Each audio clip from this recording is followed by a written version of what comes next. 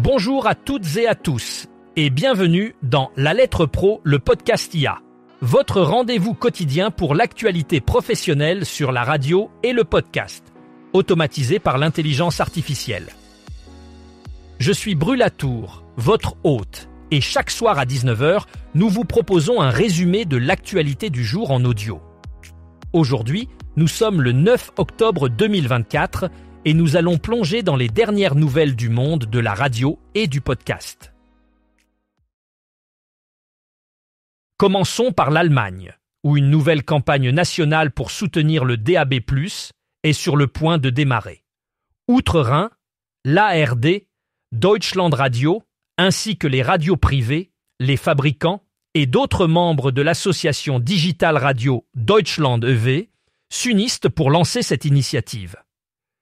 Cette campagne se déroulera du 11 novembre au 1er décembre, mettant en avant la radio numérique DAB+, et le plaisir d'écouter la radio. Il est intéressant de noter que 2 fois par an, les membres de l'association Digital Radio Deutschland organisent une campagne commune pour promouvoir le DAB+. Cela montre l'engagement continu de l'Allemagne à encourager l'adoption de la radio numérique qui offre non seulement une qualité sonore exceptionnelle, mais aussi une variété de contenus enrichis.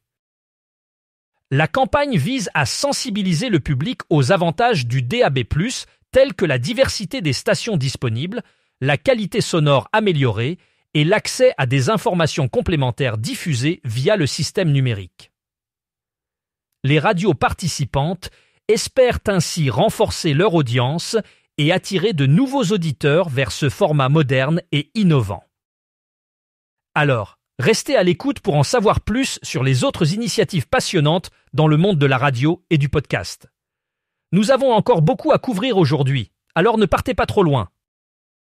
À Prague, l'opérateur Fiera Touch a récemment lancé un spot promotionnel pour soutenir la diffusion de la radio numérique DAB+.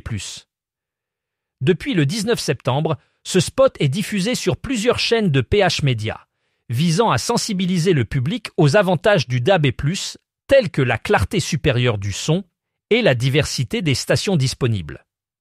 Le spot ne met pas l'accent sur les activités de Fiera Touch lui-même, mais plutôt sur les bénéfices du DAB+, pour les auditeurs. Actuellement, le réseau DAB+ de Fiera Touch diffuse uniquement radio énergique depuis un émetteur situé à Prague. Cependant, des discussions sont en cours pour élargir l'offre de stations disponibles, ce qui pourrait renforcer encore l'attrait du DAB+ dans la région. Dans un contexte d'audience stable et de demande croissante, les Indés Radio et TF1 Publicité prennent des initiatives audacieuses pour enrichir l'offre radiophonique tant linéaire que digitale. Face à la réduction de la durée publicitaire qui a diminué de 6% au premier semestre 2024 par rapport à la même période en 2023, les deux entités travaillent ensemble pour rendre les publicités plus percutantes. L'objectif principal est de créer des dispositifs plus attractifs pour les marques tout en simplifiant l'accès aux offres radio. Cette stratégie vise non seulement à répondre aux attentes des annonceurs, mais aussi à captiver l'attention des auditeurs dans un marché en constante évolution. Aujourd'hui, nous mettons en lumière le classement Le Radio Buzz 40 qui a été dévoilé par la Lettre Pro de la radio. Ce classement, distinctif par son approche, se base sur les diffusions sur plus de 200 stations de radio. Mais ce qui le rend vraiment unique, c'est qu'il ne prend pas en compte l'audience des radios. Au lieu de cela, chaque programmateur a une voix, ce qui donne un avantage à l'humain sur la machine et les algorithmes. Ce modèle innovant de classement permet de mettre en avant des choix éditoriaux qui ne sont pas uniquement dictés par les chiffres d'audience, mais par l'originalité et la pertinence musicale. En partenariat avec la Lettre Pro de la radio, ce classement offre un regard neuf sur la programmation musicale en valorisant les coups de cœur des programmateurs. Vous pouvez découvrir la suite du classement Radio Buzz 40, publié le 5 octobre 2024, y compris la meilleure entrée, la meilleure progression et bien sûr, la plus grosse gamelle de la semaine. Cela met en évidence l'importance de l'expertise humaine dans le monde de la radio, un domaine où l'intuition et l'expérience jouent encore un rôle clé. Katia Sanero a été élue nouvelle présidente du PIA, le syndicat des producteurs indépendants de podcasts, lors de l'Assemblée générale ordinaire qui a eu lieu le 2 octobre 2024. Elle succède à Joël Ronez, qui reste vice-président et sera accompagné de Julien Neuville comme autre vice-président. Katia Sanero, dirigeante de Louis Média, a exprimé sa détermination à renforcer le rôle du PIA comme porte-parole des entreprises professionnelles du podcast.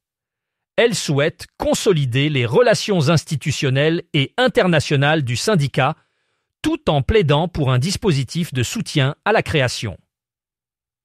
Sanroth a souligné l'importance de reconnaître le podcast natif professionnel, un média qui se démarque par sa créativité et son innovation, mais qui ne bénéficie toujours pas de soutien officiel.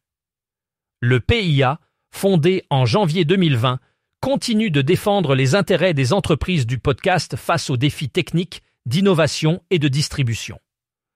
Le syndicat sera présent au Paris Podcast Festival du 11 au 13 octobre, participant à une table ronde sur la nécessité d'une loi pour soutenir le podcast. La 26e édition des Energy Music Awards, diffusée en direct depuis le Palais des Festivals et des Congrès de Cannes, promet d'être un événement majeur dans le calendrier musical. Animée par Nikos Aliagas et produite par TF1 Productions, la cérémonie aura lieu le vendredi 1er novembre à partir de 21h10 sur TF1. Parmi les artistes confirmés figurent le groupe Indochine, David Guetta, Teddy Swims, Sevdaliza, Iseult, Pierre Garnier et Clara Luciani. Le public a la possibilité de voter pour ses artistes et titres préférés jusqu'à midi le jour de la cérémonie via l'application Energy, avec une restriction d'un vote par catégorie et par jour. Les votes sont gérés par Worldline, un expert des services transactionnels de haute technologie. Chaque année, les Energy Music Awards rassemblent les plus grandes stars françaises et internationales, offrant une opportunité unique où les gagnants sont élus par le public.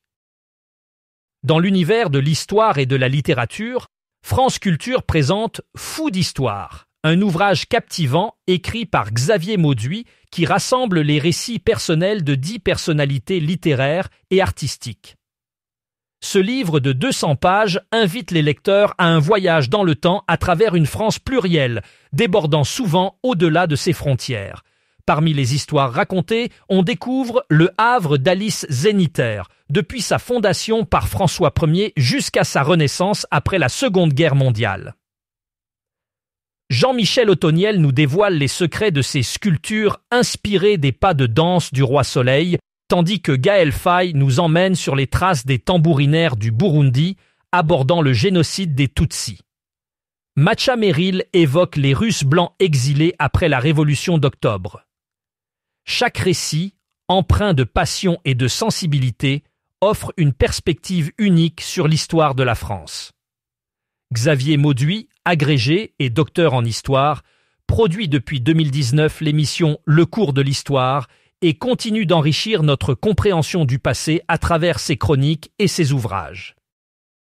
Aux États-Unis, NPR a récemment lancé Stressless, A Quest to Reclaim Your Calm, une série spéciale en 5 parties qui utilise une approche multiplateforme pour explorer la science du stress et de la résilience. Chaque semaine, Alison Aubray, correspondante santé de NPR, partage des récits captivants de personnes qui ont réussi à utiliser des compétences en résilience et en gestion du stress pour surmonter divers défis dans leur vie. Cette série vise à fournir aux auditeurs des outils et des stratégies pratiques pour mieux gérer le stress quotidien et cultiver une vie plus équilibrée. En mettant en lumière des histoires personnelles et des méthodes éprouvées pour renforcer la résilience, NPR espère aider ses auditeurs à retrouver leur calme et à améliorer leur bien-être général. Aujourd'hui, nous allons parler de Radio One, une station locale qui a de grandes ambitions à Montpellier. Tout a commencé avec une radio temporaire au Cap d'Agde, diffusée chaque été de 2004 à 2008. C'était un modèle 100% associatif qui a su captiver son audience locale. En 2010, Radio One a fait un pas de géant en obtenant 2 fréquences définitives accordées par l'Arcom. Une à 7 sur 103 FM et une au Cap d'Agde sur 102.4 FM.